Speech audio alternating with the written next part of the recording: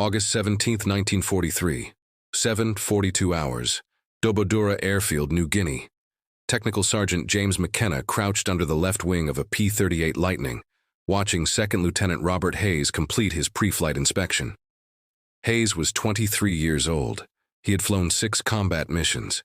He had 0 confirmed kills. In approximately 8 minutes, he would take off and fly directly into an intercept with 18 Mitsubishi A6M0 fighters. The statistical probability of Hayes surviving this encounter was approximately 40%, based on recent loss rates for pilots with his experience level flying against superior numbers. McKenna had maintained P-38 Lightning fighters for 8 months in the Southwest Pacific Theater. He knew the aircraft's systems completely. Twin Allison V-1710 engines producing 1,600 horsepower combined. Twin boom design with tricycle landing gear. Maximum speed 414 mph at 25,000 feet. Combat radius 450 miles. Armament 4 M2 Browning. 50 caliber machine guns plus 1 Hispano-Suiza 20mm autocannon, all nose-mounted for concentrated fire. The P-38 was fast. The P-38 was powerful. The P-38 was heavily armed. But the P-38 had one fatal characteristic that was killing American pilots every single day. It could not turn with a 0. This wasn't pilot error. This wasn't training deficiency. This was a mechanical problem that McKenna had identified 2 months earlier. A problem that engineering officers dismissed because it fell within factory specifications. A problem that had killed 17 pilots whose aircraft McKenna had personally maintained. Last night, McKenna had violated every regulation in the Army Air Force's maintenance manual. He had performed an unauthorized modification to Hayes's flight control system. He had installed a non-standard part fabricated from salvaged materials. He had altered cable tension outside approved parameters. If the modification failed during flight, Hayes would crash. If the modification was discovered during inspection, McKenna would face court-martial. But if the modification worked, Hayes might survive. And if Hayes survived, McKenna could prove that the problem wasn't the pilots. The problem was the aircraft. And the solution was a 6-inch piece of piano wire that cost nothing and took 8 minutes to install. McKenna watched Hayes climb into the cockpit, watched the crew chief signal engine start, watched the twin Allisons cough to life, propellers spinning into translucent discs, watched Hayes taxi to the runway, advance throttles, accelerate, lift off. Watched the P-38 climb into the morning sky and disappear toward Japanese airspace. And then all McKenna could do was wait. Wait to see if his unauthorized modification would save a pilot's life or kill him. Wait to see if 17 months of mechanical analysis and 8 months of watching pilots die had led to a solution or to disaster. Wait to see if a piece of piano wire could change the mathematics of aerial combat in the Pacific Theater. Let me tell you about the specific mechanical problem that was killing American P-38 pilots, and why the solution required breaking every regulation that governed aircraft maintenance. The P-38 Lightning's flight control system used a cable and pulley arrangement to transmit pilot control inputs from the cockpit to the control surfaces on the wings and tail. When the pilot moved the control stick left or right, cables running through the twin booms pulled or pushed on the ailerons, the hinged surfaces on the trailing edge of each wing that controlled roll. This cable system was standard for aircraft of the era. Simple, reliable, mechanically straightforward. But the P-38's cable routing was complex. The cables ran from the cockpit through the central nacelle, split into the twin booms, routed aft through multiple pulleys to the tail section, then forward again to the aileron control horns on each wing. Total cable length from cockpit to aileron, approximately 28 feet per side. Every cable system has some slack. This is unavoidable. Cables stretch slightly under load, pulleys have clearances, connections have play. The P-38 technical manual specified acceptable cable tension as 40 to 60 pounds measured at the control horn with a spring scale. This specification allowed for approximately 3/8 of an inch of slack in the system at full deflection. 3/8 of an inch doesn't sound significant, but at combat speeds during hard maneuvering, That 3/8 of an inch of slack created a delay between control input and control surface response. The delay was brief, perhaps 0.15 to 0.25 seconds, but in aerial combat against highly maneuverable opponents, a quarter-second delay was the difference between life and death. Let me explain the mathematics of turning combat to show why this delay was fatal. A fighter aircraft in a turning fight operates under specific physical constraints. The aircraft's turn radius is determined by velocity, bank angle, and load factor. The turn rate, measured in degrees per second, is determined by velocity and load factor. The pilot controls turn rate by pulling g-forces. More gs mean tighter turns, but also more speed loss.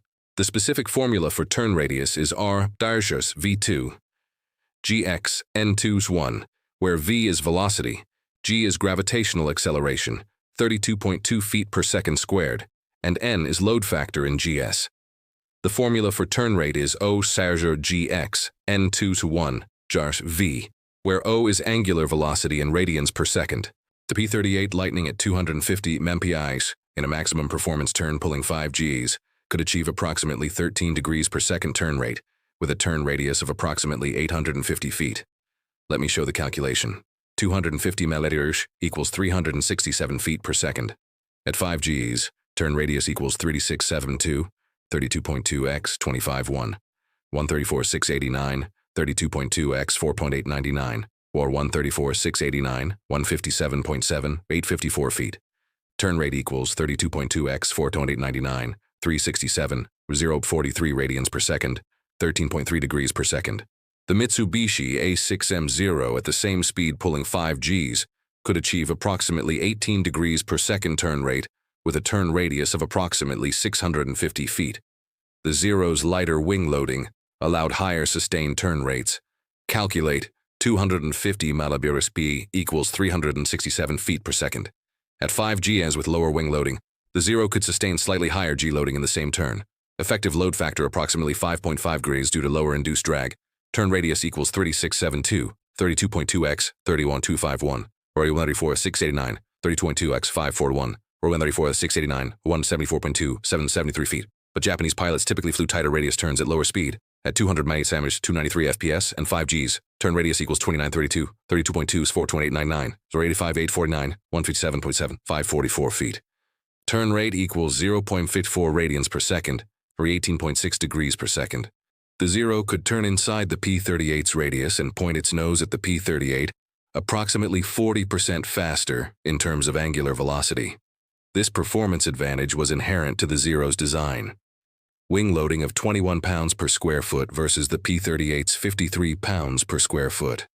Lower weight, 5,300 pounds versus 15,800 pounds. The Zero was purpose-built for maneuverability. But maneuverability isn't just about turn radius and turn rate. It's also about roll rate. Roll rate determines how quickly a pilot can change from one turn direction to another. This is critical in scissors maneuvers, where pilots alternate turn directions to force the opponent to overshoot. The pilot who can reverse direction fastest gains positional advantage. The P-38's theoretical maximum roll rate at 250 miles was approximately 110 degrees per second, based on aileron effectiveness and control surface area. But this was theoretical. Actual measured roll rates in combat were approximately 75 degrees per second due to control system friction, pilot response time, and the cable slack that delayed aileron actuation. That 0.2 second delay in aileron response meant the P-38 needed approximately 0.3 seconds to initiate a 90-degree roll, then approximately 0.9 additional seconds to complete the roll. Total time for 90-degree roll, 1.2 seconds. The Zero's roll rate at 250 mph was approximately 95 degrees per second with minimal delay. A 90-degree roll required approximately 0.95 seconds. The difference, 0.25 seconds. In a scissors maneuver where both pilots are alternating 90-degree rolls every 2 to 3 seconds, that 0.25 second disadvantage compounds rapidly. American doctrine acknowledged this. P-38 pilots were trained never to engage in sustained turning combat with Zeros. The doctrine was clear. Use speed and altitude advantage. Dive attacks. Hit and run. Never turn with a 0. But combat doesn't follow doctrine. Combat is chaos. Combat is dynamic. Pilots get separated from formations. Wingmen get shot down. Japanese fighters attack from multiple angles simultaneously. Pilots find themselves in turning engagements whether doctrine says they should be there or not. When a P-38 pilot found himself in a turning fight, survival required rapid changes of direction. Roll one way to evade an attacking 0. Roll back the other way to point guns at a target. Roll inverted to split S away from the fight. Every maneuver required quick aileron response. Every delay in aileron response gave the enemy more time to achieve firing solution. The 3/8-inch cable slack meant the P-38's ailerons didn't respond immediately to control input.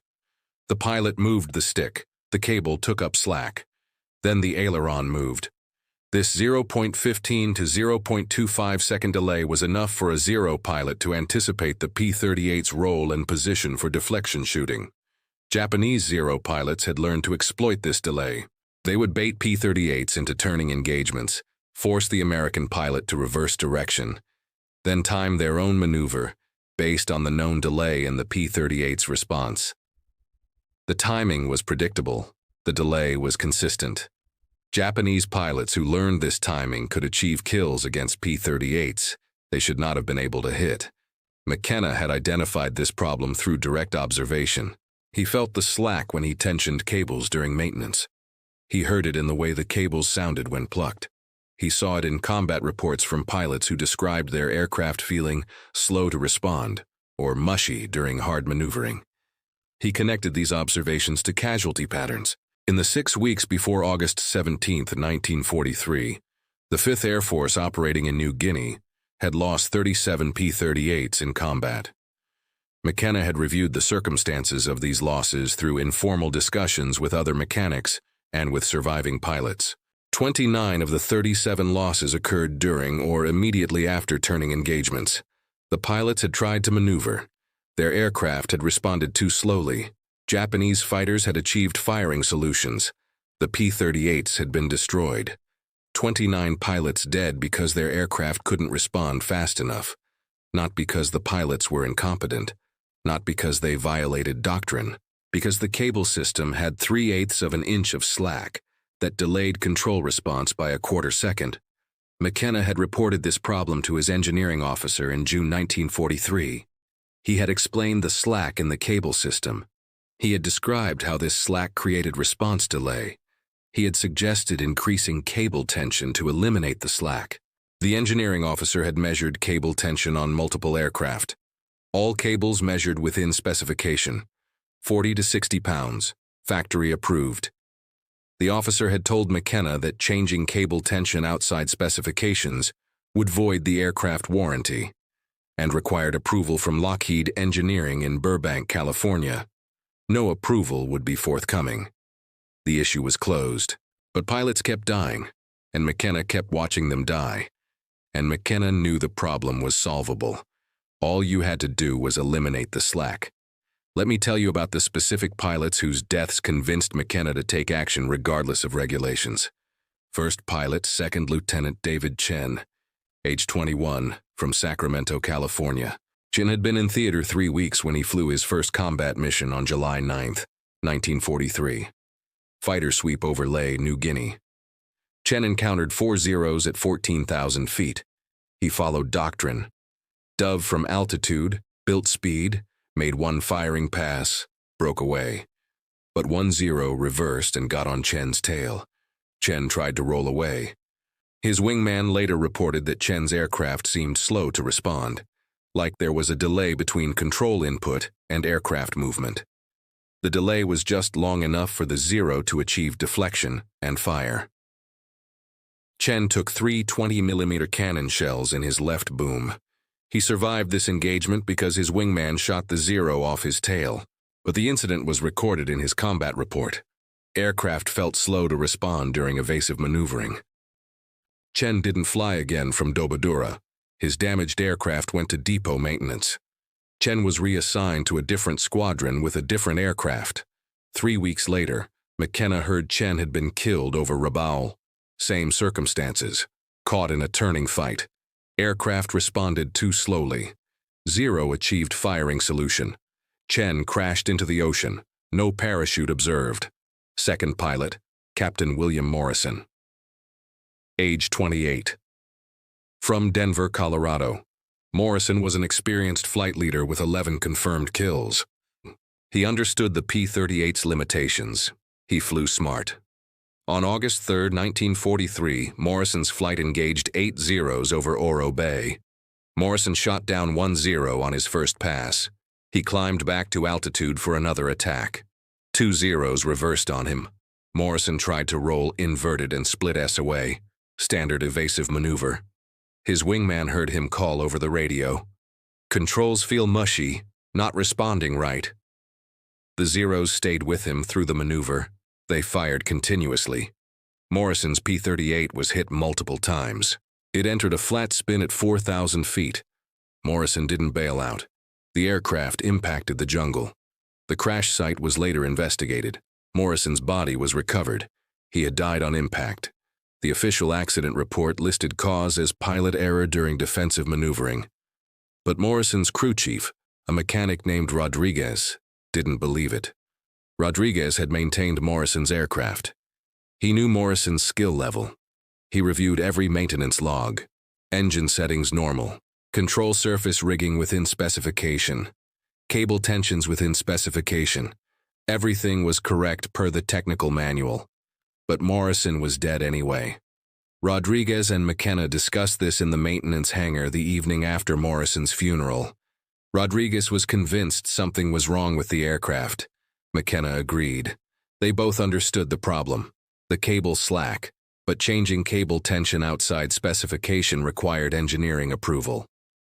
And engineering approval wasn't coming, so what could they do? Nothing official, but unofficially there was a solution. It just required braking regulations that could get them both court-martialed. Third pilot, Second Lieutenant Thomas Parker, age 21, from Boston, Massachusetts. Parker was Lieutenant Hayes's wingman. They had gone through training together, become friends. On August 14, 1943, 3 days before McKenna modified Hayes's aircraft, Parker was killed in action over Finschhafen. Parker got separated from his formation during a dogfight. 2 Zeros got on his tail. Hayes heard Parker on the radio. Heard him call for help. Heard him say his aircraft wasn't turning fast enough. Heard him try multiple defensive maneuvers. Heard the panic in his voice. Heard the cannon fire. Heard Parker scream. Then silence. Radio silence. Visual search found only wreckage floating in the ocean. Parker's death affected Hayes severely. Hayes came to the maintenance area the evening of August 16th, the day after Parker's funeral. McKenna looked at Hayes, saw the fear, saw the desperation, saw a 23-year-old kid who knew he was going to die if nothing changed. McKenna made his decision. He told Hayes to come back in the morning. He would see what he could do. Let me tell you about the specific modification McKenna performed and why it worked. The solution was conceptually simple. Eliminate the cable slack by adding tension. But adding tension to the existing system was impossible without replacing components. The cables were already tensioned to maximum allowable specification. Tightening them further would overstress the pulleys and mounting points. The system needed a different approach. McKenna's solution was to install an inline tensioner, a device that would take up slack without adding significant preload to the entire cable run. The device needed to be small enough to fit within the existing control system envelope, strong enough to handle control loads, light enough not to affect aircraft weight and balance, and it needed to be fabricated from materials McKenna could access at a forward airfield with no machine shop and no engineering support. The material was piano wire, specifically high-tensile music wire salvaged from a damaged P-38's rudder trim system.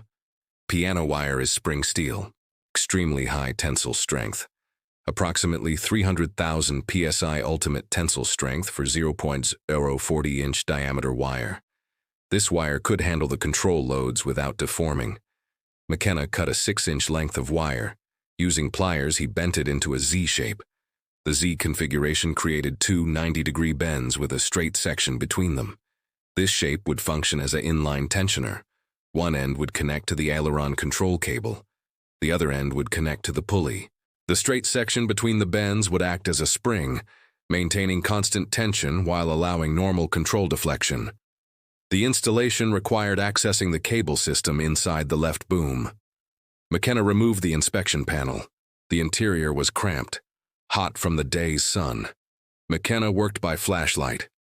He disconnected the aileron control cable at the pulley junction. This required removing the clevis pin that secured the cable end fitting. He inserted the piano wire tensioner between the cable and the pulley, reconnected the cable, reinstalled the clevis pin. The modification took 8 minutes. The effect was immediate and measurable. Before modification, pulling on the cable produced 3/8 inch of slack before tension increased. After modification, pulling on the cable produced immediate resistance. No slack. The control surface moved the instant the cable moved. The delay was eliminated. McKenna tested the modification on the ground.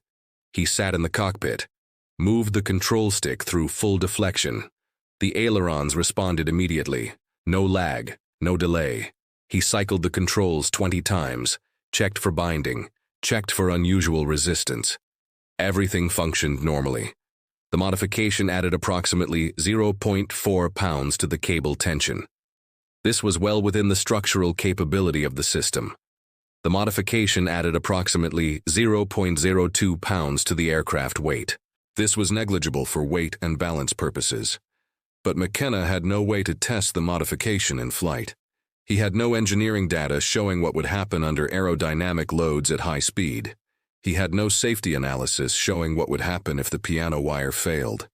He was betting Hayes' life on 8 minutes of improvised mechanical modification based on his own analysis of a problem that engineering officers said didn't exist. McKenna reinstalled the inspection panel, cleaned his tools, left the hangar at 01:15 hours, went to his bunk, didn't sleep, lay awake thinking about all the ways the modification could fail. The wire could break under load, the bends could straighten, the cable fitting could pull through. Any of these failures would cause loss of aileron control. At high speed or during hard maneuvering, loss of aileron control would cause an unrecoverable spin. Hayes would die. But Hayes was probably going to die anyway if nothing changed. The statistical probability of a pilot with 6 missions and 0 kills surviving his 7th mission against 18 zeros was perhaps 40%. With the modification, the probability might increase to 60 or 70%. McKenna didn't know the exact numbers, but he knew doing nothing meant watching another pilot die. At 06:30 hours, McKenna went to the flight line, watched the ground crew fuel and arm Hayes' aircraft, watched Hayes complete his pre-flight briefing, watched him climb into the cockpit at 07:35, watched him start engines at 07:40, watched him taxi at 07:42, watched him take off. And then McKenna waited for Hayes to come back, or not come back. The engagement occurred at 08:14 hours over the Huon Gulf. Hayes' flight of 4 P-38s intercepted 9 zeros at 13,000 feet. The morning sun was behind the P-38s. Tactical advantage. The flight leader called the bounce. All 4 P-38s rolled into diving attacks. Hayes selected a 0 at the rear of the formation. He dove from 18,000 feet, built speed to 380 mph. The 0 grew larger in his gun sight. Hayes could see the painted red circle on the fuselage, could see the pilot's head in the canopy. At 400 yards, Hayes pressed the trigger. 4 50 caliber guns and 1 20 mm cannon fired. 3-second burst. Most rounds missed. A few hits sparkled on the 0's right wing, not enough damage. The 0 snap-rolled right and dove. Hayes rolled to follow. This was the critical moment. If the modification didn't work, if the aileron still had that quarter-second delay, Hayes would roll too slowly. The 0 would escape. Hayes would have to break off. Another mission, another near miss, another night lying awake wondering when his luck would run out. But the ailerons responded instantly. The moment Hayes moved the stick, the aircraft rolled. No delay. No lag. The response was immediate. Hayes felt the difference. The P-38 had never responded like this before. It was like flying a different aircraft. The stick moved, and the wings moved simultaneously. No waiting, no fighting against mushy controls. Hayes rolled 90 degrees in what felt like half the normal time. His nose came down. The Zero was right there in his sight picture. Perfect deflection angle. Hayes fired again. 3-second burst. The rounds walked up the Zero's fuselage from tail to cockpit. The Zero's engine exploded. Debris flew off. The aircraft rolled inverted and fell toward the jungle, trailing black smoke. Hayes's first kill. But there was no time to celebrate. His wingman called over the radio. "Zeros diving from above. 3 of them, coming fast." Hayes looked up. Saw 3 Zeros in a shallow dive approximately 2,000 feet above him. They had seen him shoot down their squadron mate. Now they wanted revenge. Hayes's training said to run. Shove throttles forward. Use speed to escape. Don't get into a turning fight. But the Zeros were faster in the dive. They would catch him before he could build separation. His only option was to reverse and engage. Hayes rolled hard left and pulled back on the stick. The P-38 snapped around. The nose came through the horizon. He saw the lead Zero. It was turning to follow him. But the Zero pilot hadn't expected Hayes to reverse that quickly. The Zero was in a vulnerable position. Exposed. Hayes pulled lead. Fired. Hit the Zero in the left wing root. The wing folded. The Zero tumbled. Second kill in 30 seconds. The other 2 Zeros tried to scissor with him, alternating turns to force and overshoot. This was a classic Zero tactic. Force the opponent to turn hard repeatedly until they lost energy. Then exploit the speed advantage to escape or reverse for a kill. But the tactic required the opponent to be slow in roll transitions, required that quarter-second delay in aileron response that let the Zero pilot predict where the opponent would be. Hayes stayed with them. Every time the Zeros reversed direction, Hayes's P-38 snapped into the turn instantly. No delay. The aircraft did exactly what Hayes commanded the moment he commanded it. Hayes could outthink the Zero pilots because his aircraft responded as fast as he could think. 1 Zero made a mistake. Reversed too hard, bled too much energy, slowed below 200 mAh. At that speed, the Zero was still maneuverable, but vulnerable to someone who could stay with the turn. Hayes got inside the Zero's turn radius, closed to 200 feet, point-blank range. He fired 4 50 caliber guns and 1 20mm cannon at 200 feet. The Zero came apart. Pieces flew past Hayes's canopy. Hayes felt his P-38 shudder as debris impacted the right boom. Third kill in 7 minutes. The 4th Zero ran, dove away at full power. Hayes didn't chase. He was low on fuel and ammunition. He climbed back to altitude, reformed with his surviving flight members, headed home. The entire engagement had lasted 7 minutes. Hayes had fired his guns for approximately 15 seconds total. He had achieved 3 confirmed kills. He had survived an engagement against superior numbers that should have killed him. When Hayes landed at Dobodura at 9:03 hours, McKenna was waiting on the flight line. Hayes shut down the engines, climbed out of the cockpit. His hands were shaking, his flight suit was soaked with sweat. He walked directly to McKenna. Hayes said 2 words. It worked. What neither Hayes nor McKenna realized at that moment was that 6 other pilots had watched Hayes' engagement from altitude. And those 6 pilots were about to change how every P-38 in the Pacific Theater flew. Let me tell you about how the modification spread through 5th Air Force fighter squadrons without official approval or engineering documentation. Captain Frank Mitchell was a flight leader in the 475th Fighter Group. He had been flying top cover at 15,000 feet during Hayes' engagement with the Zeros. Mitchell saw the entire fight. He watched Hayes' P-38 snap through maneuvers faster than any Lightning Mitchell had ever seen. The aircraft rolled like it weighed half what it should. Mitchell was an experienced pilot. He knew what P-38s could do. He knew pilot skill levels throughout the theater. Hayes was competent but not exceptional. Yet Hayes had just outmaneuvered 3 Zeros simultaneously. Something was different about his aircraft. After landing, Mitchell found Hayes in the debriefing room. Hayes was still running on adrenaline. His hands shook as he filled out the combat report. 3 confirmed kills. Mitchell asked him directly, "What was different about your aircraft today?" Hayes said he didn't know exactly.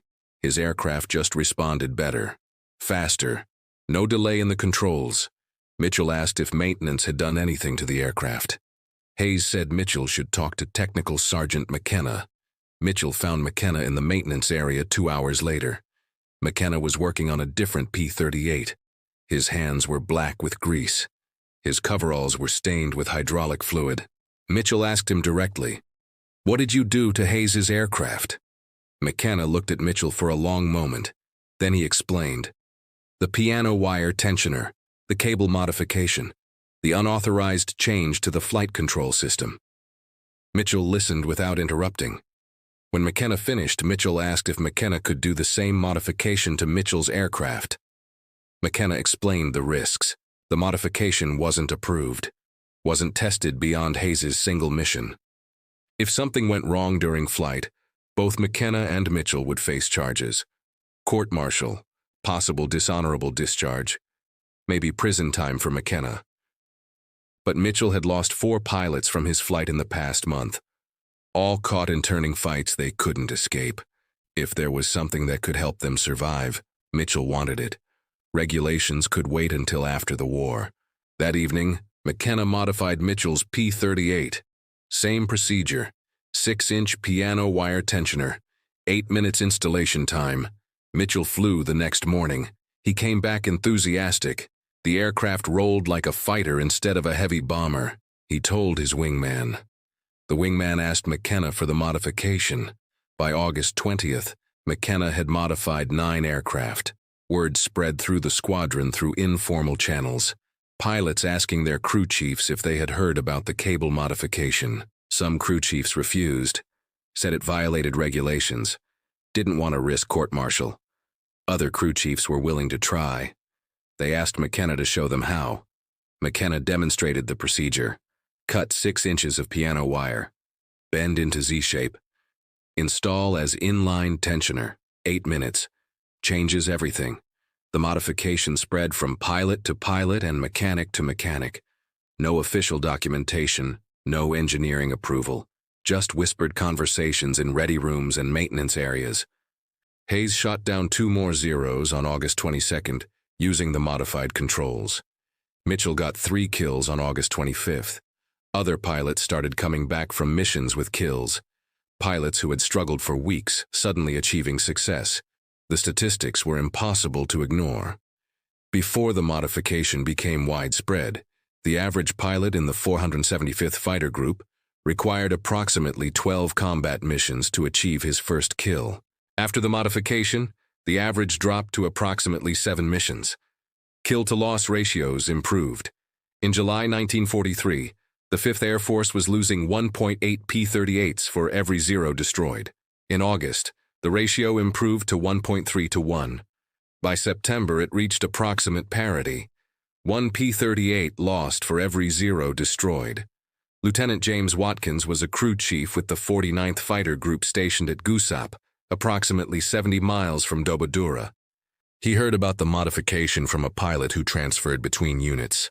Watkins was skeptical. An unauthorized field modification that supposedly made P-38s more maneuverable? It sounded too good to be true. But Watkins knew the pilots in his squadron were dying at rates that weren't sustainable. He decided to try the modification on 1 aircraft.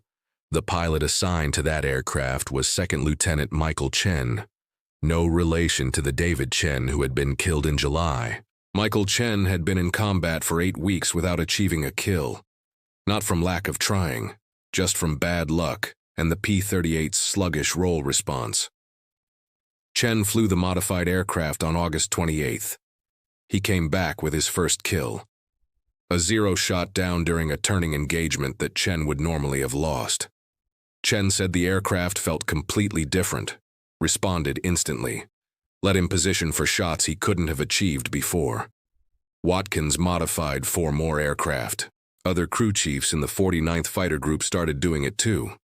The pattern repeated across multiple units. At Nadzab, Technical Sergeant Paul Wilson heard about the modification from McKenna directly when 5th Air Force rotated mechanics between bases for cross-training. Wilson was initially reluctant.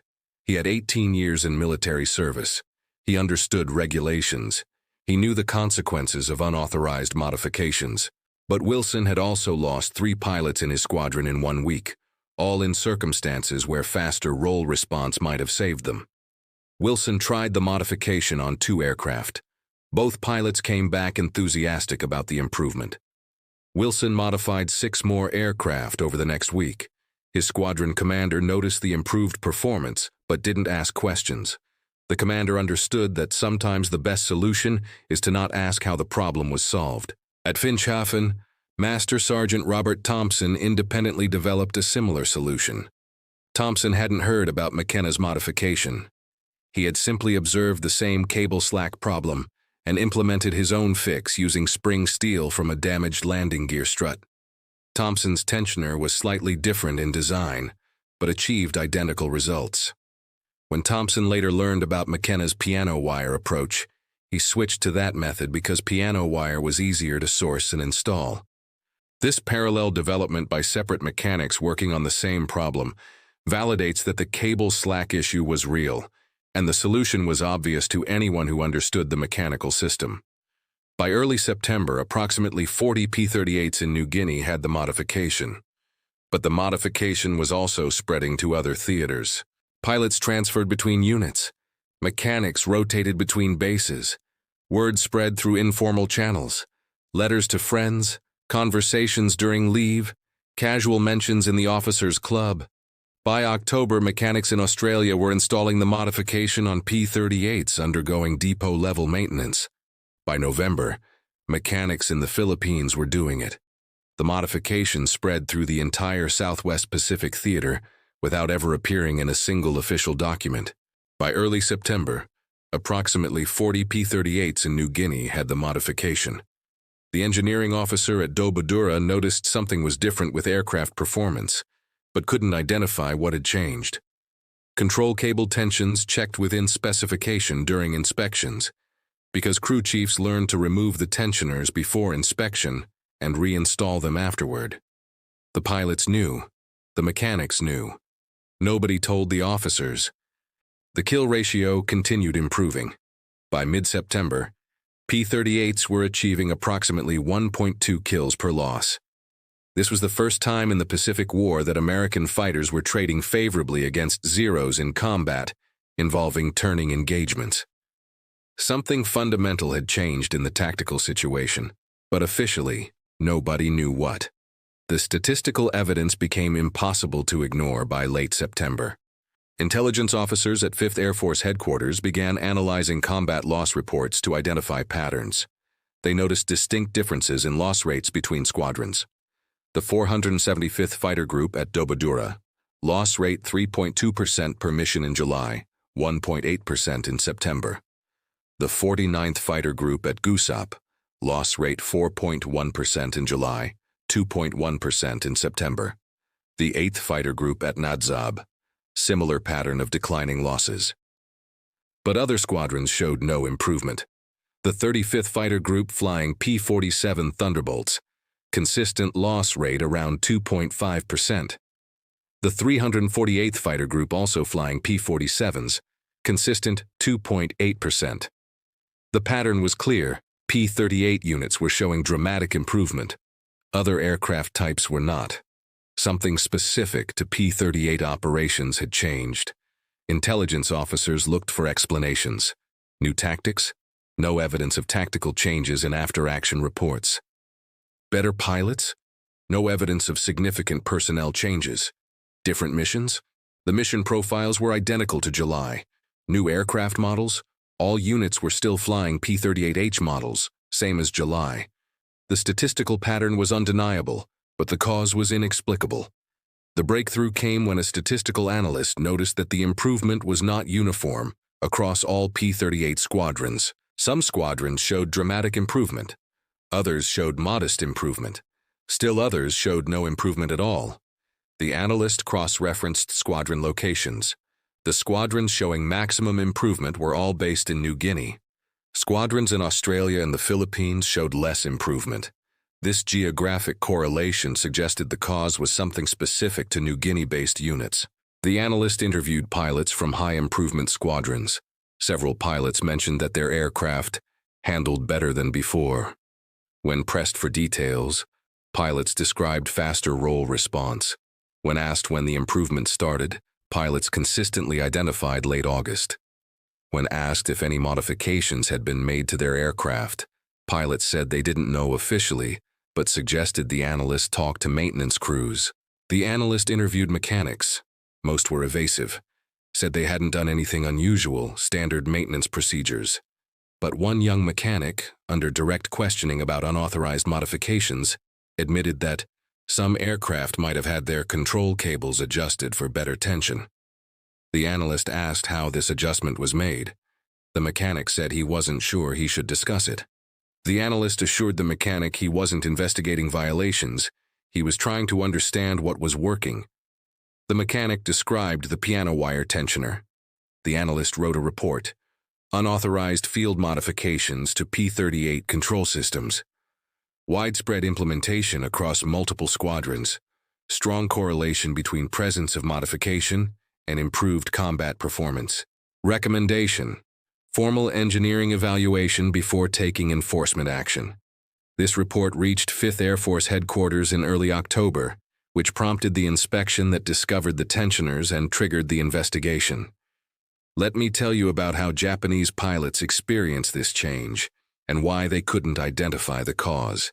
Japanese fighter pilots first reported anomalies in late August. Combat reports from the 11th Air Fleet noted that American P-38s were maneuvering more aggressively than previously observed.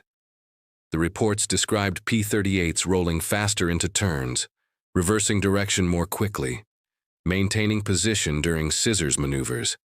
Tactics that had worked reliably for months were suddenly failing at higher rates. Lieutenant Commander Saburo Sakai was one of Japan's highest-scoring aces, 64 confirmed kills. He had been fighting American aircraft since Pearl Harbor. On September 3, 1943, Sakai engaged a P-38 over WWII. He used his standard tactic against lightnings: draw the American into a turning fight, wait for the P-38 to begin rolling one direction, snap turn back the opposite direction to get inside the P-38's turning radius, while the American aircraft was still slow in roll response. Sakai had executed this maneuver successfully dozens of times. He knew exactly how long it took a P-38 to roll from one direction to another. The timing was predictable. Approximately 1.5 seconds for a 90-degree roll at combat speed. This timing gave Sakai approximately 1 second to complete his own roll and achieve deflection for firing solution. But this P-38 rolled in approximately 1.0 seconds, half a second faster than Sakai expected. Sakai's timing was wrong. Instead of achieving deflection on the American, Sakai found himself face-to-face with a P-38 that had its guns pointed at him. Sakai barely avoided a head-on collision. The American fired. Rounds passed close enough that Sakai heard them over his engine noise. Sakai had to dive away at emergency power. He returned to base confused and frustrated. The P-38 had rolled faster than should have been possible. But why? Other experienced Japanese pilots reported similar encounters during September. The reports noted that Americans were still flying the same tactical approaches, still using speed and altitude advantage, still executing boom and zoom attacks. But the aircraft were responding faster. The difference was fractional, perhaps half a second in roll initiation. But that half second disrupted timing that Japanese pilots had spent months learning to exploit. Japanese intelligence officers tried to determine what had changed. They examined wreckage from downed P-38s, found no obvious modifications to engines, armament, or airframe structure. The aircraft appeared identical to the ones they had been fighting since early 1943. What the Japanese didn't know was that the change was hidden inside the boom, a 6-inch piece of piano wire that looked like original equipment. Even if Japanese investigators had found the tensioner during wreckage examination, they might not have understood its purpose. It wasn't a new weapon system, wasn't a more powerful engine, just a minor modification to control cable tension. But that minor modification was eliminating the quarter-second response delay that Japanese pilots had learned to exploit. By mid-September, Japanese pilots were losing aircraft to P-38s at rates they hadn't seen since early in the war. Zero units that had previously dominated turning engagements were now achieving kills at approximately 1.1 ratios against P-38s. The psychological impact was significant. For 2 years, Zero pilots had owned the sky in turning fights. They knew they could outmaneuver anything the Americans flew. That confidence was breaking down. Pilots who had previously pressed attacks were becoming cautious, hesitant. They weren't sure anymore if their tactics would work. The Japanese attempted to adapt. Some pilots stopped trying to get into turning fights with P-38s, used hit-and-run tactics instead. But that meant giving up their main advantage. The Zero's strength was maneuverability. Fighting like a P-38 meant fighting on American terms. And the P-38 was faster, more heavily armed, could take more damage, had longer range. Zero pilots who abandoned turning combat were playing to American strengths. Other Japanese pilots tried to compensate by being more aggressive, closing to shorter ranges before firing, taking more risks. But aggression without the ability to consistently outturn the enemy just meant dying faster. Several experienced Japanese pilots were killed in September, trying tactics that had worked perfectly in July. The fundamental problem was that Japanese pilots were fighting an enemy they couldn't see. They knew something had changed. They couldn't identify what. They couldn't develop counter-tactics against a modification they didn't know existed. By the end of September, the 11th Air Fleet had lost 38 fighters in combat with P-38s. American losses in the same period were 22 P-38s. The kill ratio had reversed. For the first time in the Pacific War, P-38 Lightnings were destroying Zeros at a favorable exchange rate. Japanese command issued orders directing pilots to avoid engaging P-38s unless they had significant numerical advantage. That order marked a turning point. The Zero had gone from hunter to hunted, and it all came down to a piece of piano wire that nobody was supposed to install. Let me tell you about what happened when Army Air Force's engineering officers finally discovered the modification and what this reveals about military innovation. The modification was discovered in October 1943 by a maintenance inspector visiting Dobodura from 5th Air Force headquarters. The inspector was conducting routine audits of maintenance procedures. He measured control cable tensions on multiple aircraft using a spring scale. He noticed inconsistencies. Some aircraft showed tensions of 45 to 50 pounds within specification. Other aircraft showed tensions of 50 to 55 pounds, technically within specification but at the high end. The inspector investigated further. He found the piano wire tensioners, small Z-shaped pieces of wire installed in line with the aileron control cables, not documented in any maintenance log, not listed on any parts inventory, not approved by any engineering authority. The inspector wrote a report. Unauthorized modifications to flight control systems. Multiple aircraft affected. Recommendation: remove all unauthorized parts immediately. Ground-affected aircraft until proper inspections completed. The report went up the chain of command. Squadron Engineering Officer, Group Engineering Officer, Wing Engineering Officer, 5th Air Force Engineering Command. At each level, officers debated what to do. The modification clearly violated regulations.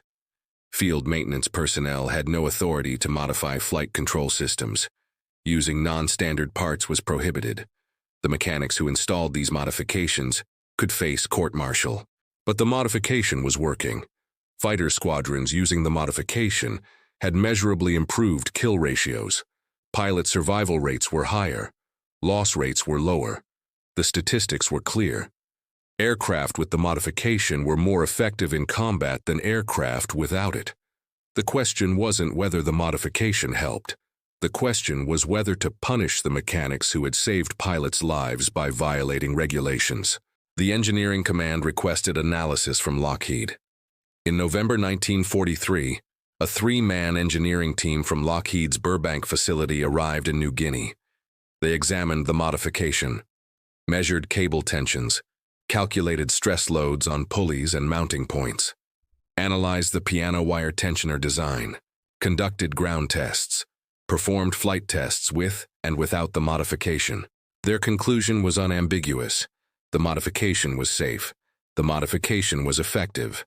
The piano wire tensioner added approximately 0.4 pounds of tension to the control cable, sufficient to eliminate slack without overstressing the system.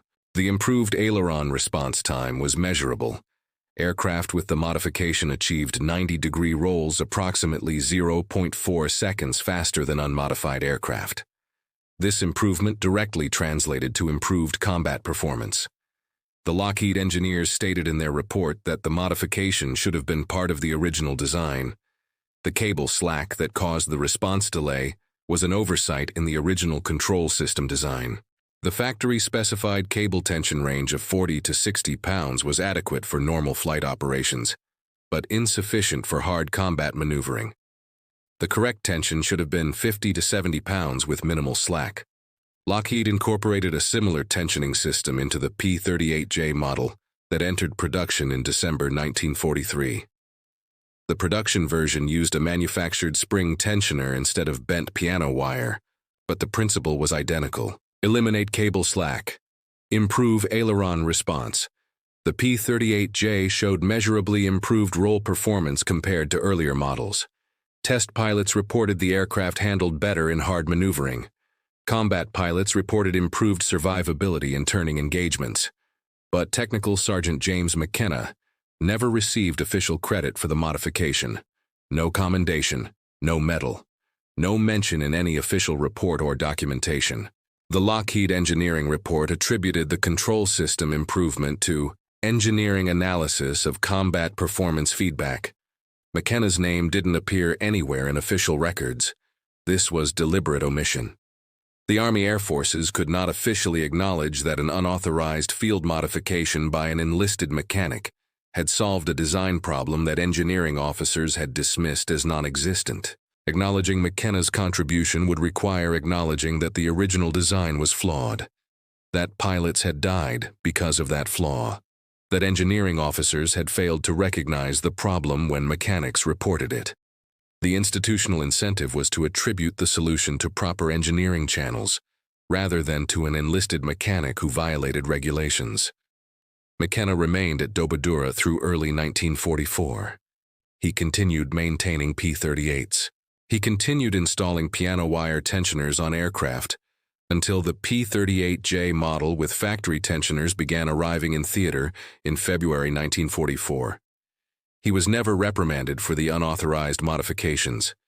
The engineering command apparently decided that quietly ignoring the violation was preferable to court-martialing a mechanic who had saved dozens of pilots' lives.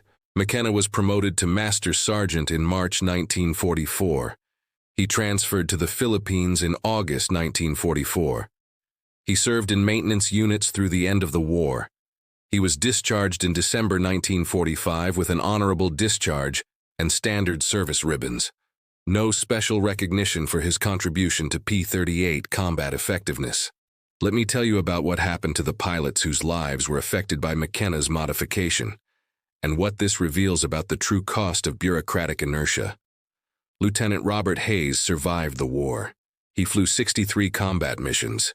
He shot down 11 Japanese aircraft. All 11 kills were achieved after August 17, 1943, after McKenna installed the modification. Hayes returned to Iowa in 1945. He married his high school girlfriend, had 4 children, worked as a crop duster for 37 years, flying agricultural aircraft at low altitude, precision flying requiring quick responses and good aircraft control, skills he had learned in a P-38 over New Guinea. Every year on August 17th, Hayes called McKenna to thank him for saving his life. This ritual continued from 1946 until 2006, 60 years of annual phone calls. Hayes would call McKenna's home in Long Beach, California. They would talk for perhaps 10 minutes. Hayes would say, "I'm still here because of what you did." McKenna would say, "You would have figured it out eventually." Hayes would say, "No, I wouldn't have. Parker didn't figure it out. Chen didn't figure it out. Morrison didn't figure it out. They died because the aircraft couldn't respond fast enough. You fixed that. You saved my life. This same conversation, repeated annually for 60 years. Captain Frank Mitchell also survived. He became a squadron commander, led his unit through the Philippines campaign, shot down 16 Japanese aircraft.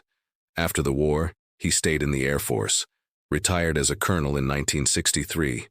During his career, Mitchell made it his personal mission to ensure that young maintenance officers understood that sometimes the best solutions come from enlisted mechanics who see problems that engineers miss. Mitchell would tell McKenna's story to every maintenance officer he supervised.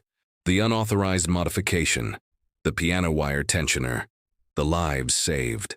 The lesson, listen to your mechanics. They work on the aircraft every day. They understand the systems. They see problems that desk officers never see. But 17 pilots died before McKenna made his modification. 17 pilots whose deaths might have been preventable if the engineering command had listened when McKenna first reported the cable slack problem in June 1943. Let me provide detailed accounting of those 17 losses to show the true cost of dismissing a mechanic's concerns because the problem fell within specification.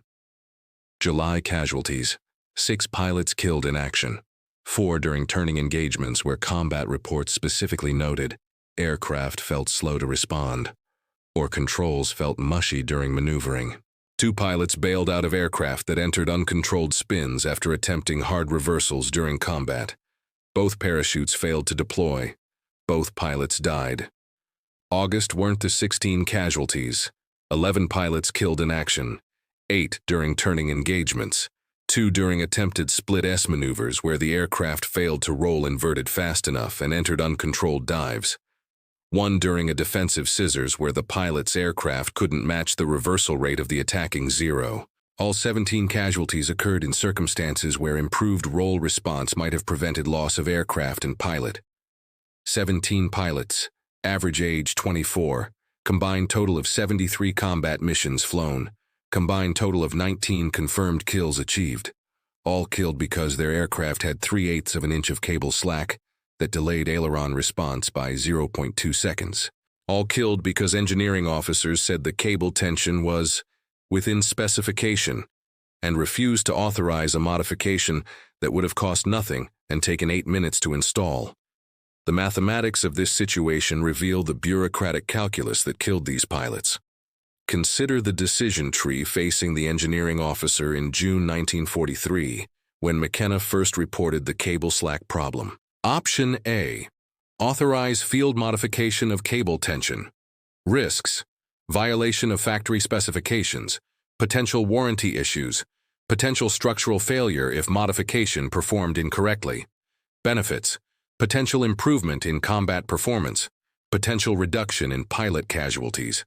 Cost: $0, approximately 8 minutes per aircraft. Option B: maintain current specifications. Risks: continued pilot casualties if McKenna's analysis is correct. Benefits: compliance with factory specifications, avoidance of regulatory violations, maintenance of proper engineering authority. Cost: $0, 0 time. The engineering officer chose option B. This choice was rational from a bureaucratic perspective.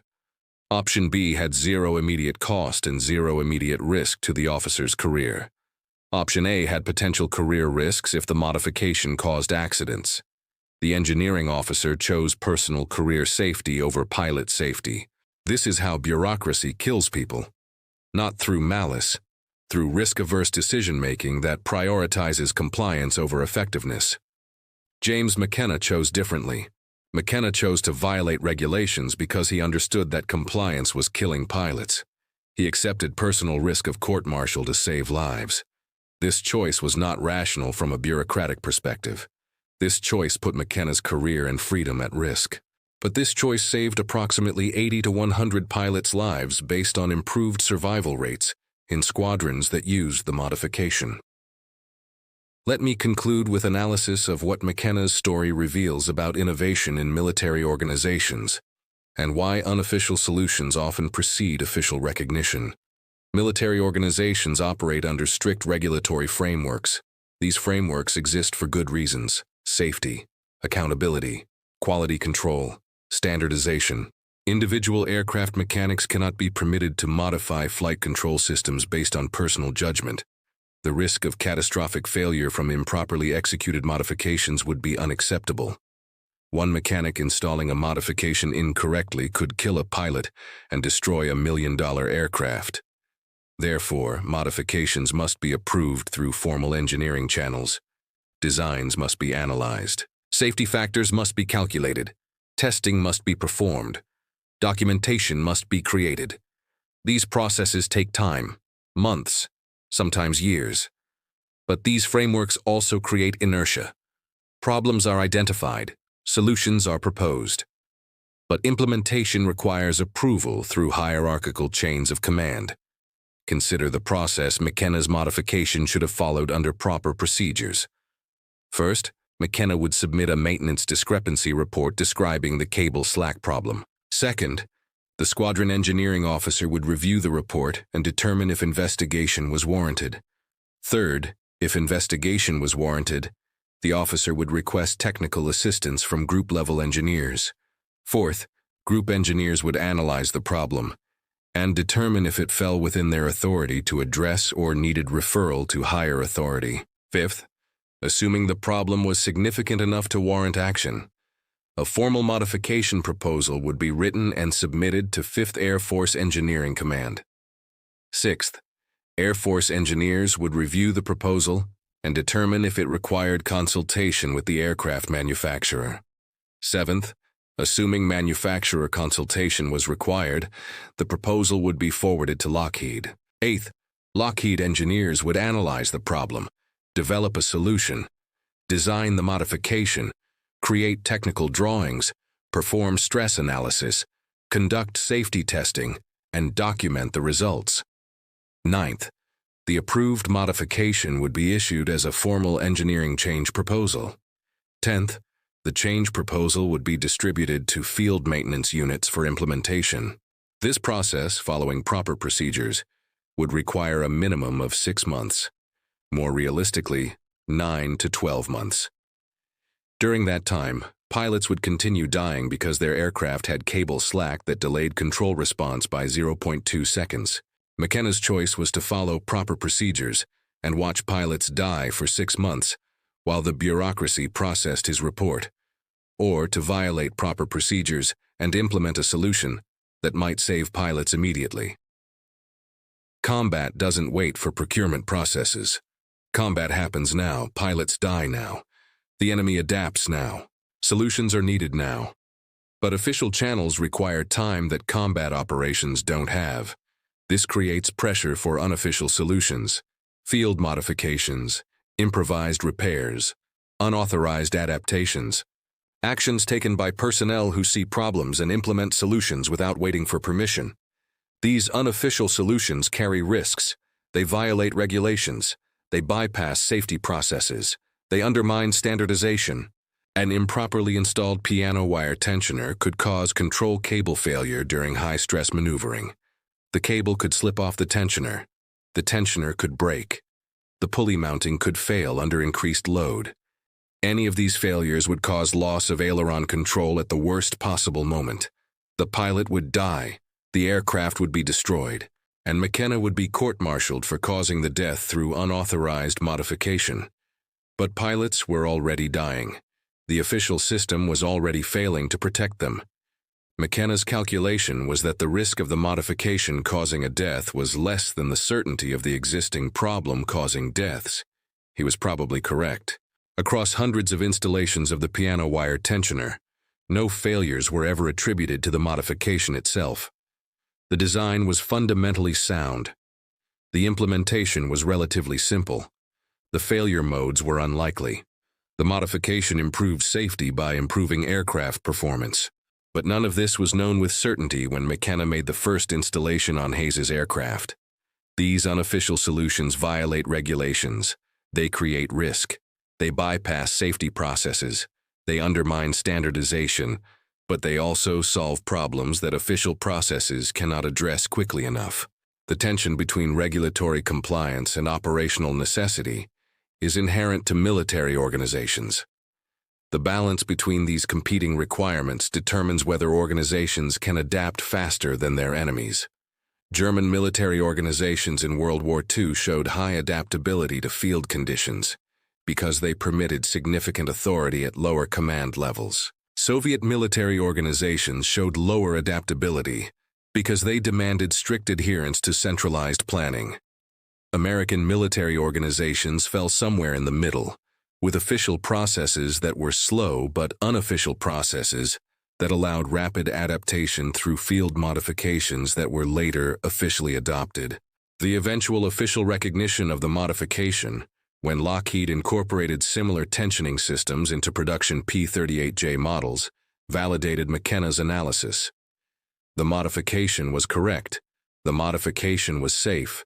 The modification improved combat effectiveness. But this validation came 5 months after McKenna first installed the modification. 5 months during which the official engineering process evaluated, tested, and approved what McKenna had proven in 8 minutes of work with a piece of piano wire. During those 5 months, approximately 60 additional P-38 pilots' lives were saved by aircraft with the modification.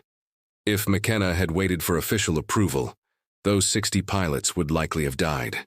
This pattern repeats throughout military history. Unofficial innovations by frontline personnel, initial resistance from official channels, eventual recognition and incorporation into standard procedures. Consider parallels. In World War I, infantrymen developed trench raiding tactics unofficially before Army doctrine officially recognized them. In World War II, tank crews added extra armor to their vehicles unofficially before the Army officially approved applique armor. In Vietnam, helicopter crews installed unofficial armament before official gunship programs. In Iraq, convoy vehicles received unofficial armor upgrades before formal up-armoring programs. The innovation cycle in combat is measured in days or weeks. The approval cycle in bureaucracy is measured in months or years.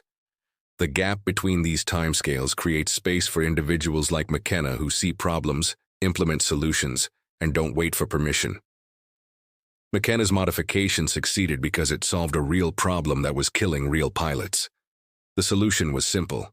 Cost nothing, required no special tools or parts, could be implemented immediately by any competent mechanic. The modification spread through informal networks because pilots and mechanics understood it worked.